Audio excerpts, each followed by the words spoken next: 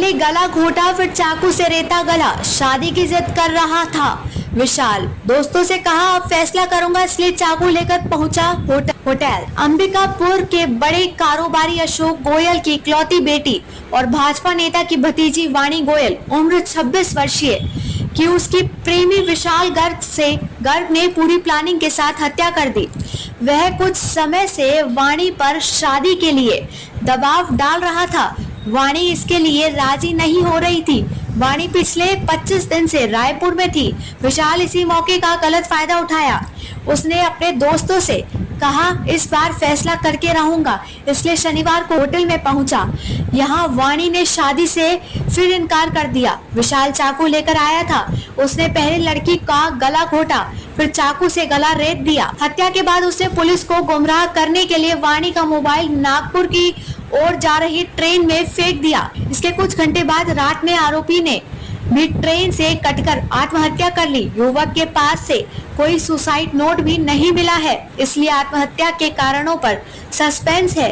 Bhaskar investigation में पता चला है कि वाणी शनिवार रात 9:30 बजे दुर्ग अंबिकापुर ट्रेन से घर जाने वाली थी। इसी ट्रेन से विशाल भी अंबिकापुर लौटने वाला था। वाणी की किचन ट्रेनिंग खत्म होने के बाद अपने रिश्तेदार के घर रहने लगी थी।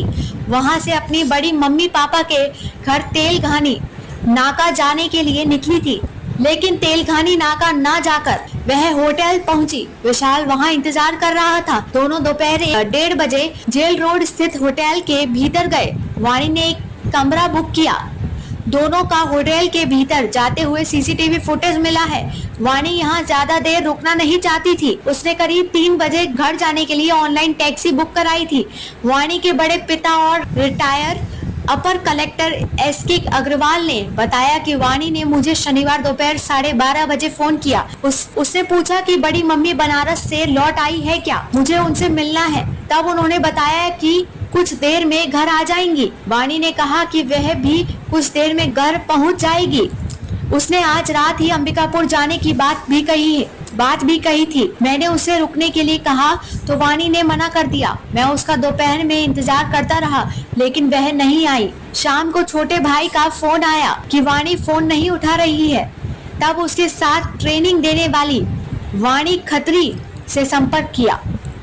खत्री ने बताया कि दोपहर में दोनों टैक्सी लेकर मारुति लाइफस्टाइल से निकले थे। उसने मुझे कोटा के सुपर बाजार में मुझे छोड़ा और आगे चली गई। सुपर बाजार में जाकर टैक्सी का नंबर निकाला गया। फिर उसके मालिक से संपर्क किया, तब हमें टैक्सी ड्राइवर का नंबर मिला। उसने बताया कि वाणी को उसने दोपहर में जेल रोड स्थित होटल बेबीलोन में छोड़ा था। वहाँ एक लड़का इंतजार कर रहा था। उसने आधा घंटे बाद लौटने की बात भी कही थी। तब हम लोग रात में बेबीलोन पहुँचे। वाणी के जीजा सौरभ अग्रवाल ने बताया कि वाणी ने दोपहर 2 बजे अपनी मां से बात की थी। उसने बताया था कि वह दोस्तों के साथ लंच पर आई है। शाम 5 बजे से घर के सदस्य उसे फोन लगा रहे थे, लेकिन उसने किसी का फोन रिसीव नहीं किया। तब घर वालों ने उसकी तलाश शुरू की। रात करीब 10:30 बजे ट्रेन के टीटी ने बाथरूम में रखे फोन को रिसीव किया। उस समय ट्रेन गोंदिया पहुंची थी। उससे बात करने के बाद परिवार वालों को अनहोनी का संदेह हुआ।